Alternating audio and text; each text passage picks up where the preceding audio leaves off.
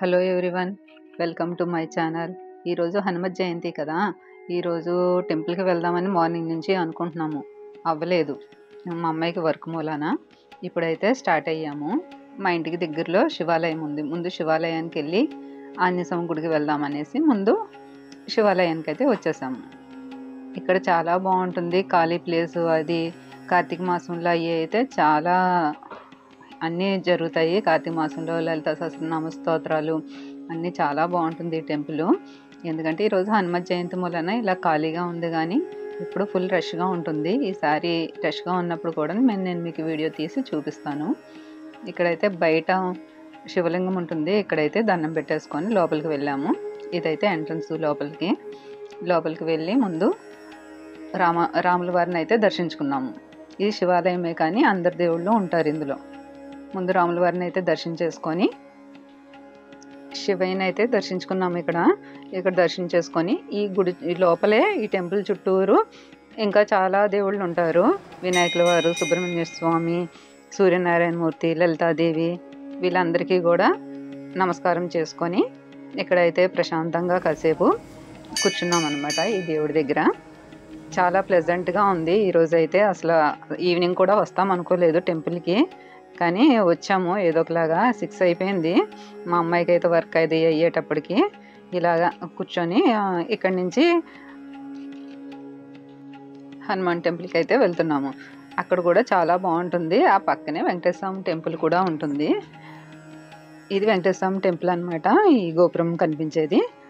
ఆ పక్కనే రాముల వారు, ఆంజనేయ స్వామి టెంపుల్ ఉంటుంది. ఇక్కడ కూడా ఒక ప్రదక్షిణం చేసేసి, ఇది వెనకాల గుడి వెనకాల అయితే ఇలా ఉంటుంది. దర్శనం చేసుకున్నాము ఆయన్ని కూడా, రాముల వారిని. అక్కడైతే భజన చేస్తున్నారు కదా, మేము కూడా అక్కడ కాసేపు కూర్చొని భజన అది చేసాము. చూడండి ఎంత బాగుందో టెంపుల్లో. మా వాడైతే బాగా బయటకు వస్తే అయితే చాలా కూల్గా ఉంటాడు, సరదాగా. పేచీ అది పెట్టడు. పంతులు గారితో కూడా ఆయన కూడా బాగా చూసి కొబ్బరి చిప్పది ఇచ్చి బుట్టది పెట్టి ఆశీర్వదించారు. మీరు కూడా మాతో పాటు దర్శనం చేసుకున్నారు కదా. ఇప్పుడైతే భజన దగ్గర కూర్చుందాము. మీరు కూడా భజన చేసేయండి, మేము కూడా భజన చేసుకుంటాం.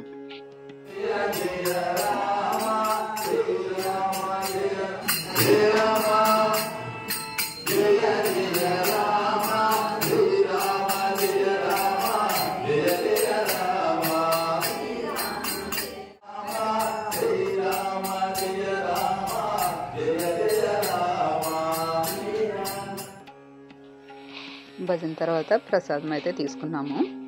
ఇక్కడి నుంచి ఇంకా ప్రసాదం తినేసి పక్కనే వెంకటేశ్వర స్వామి టెంపుల్ ఉంది, అక్కడ కూడా వెళ్ళాము.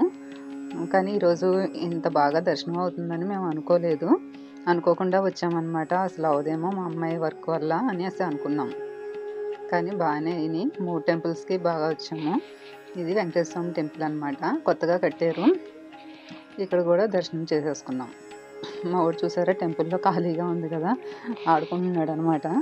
ఇక్కడ వాడిని కాసేపు అలాగా ప్రశాంతంగా ఉంచాము. ఇంకా అక్కడి నుంచి అయితే ఇంటికి బయలుదేరిపోయాము. మీకు ఈ వీడియో నచ్చితే లైక్ చేయండి, షేర్ చేసి సబ్స్క్రైబ్ చేసుకోండి. బాయ్. నెక్స్ట్ వీడియోలో కలుసుకుందాం.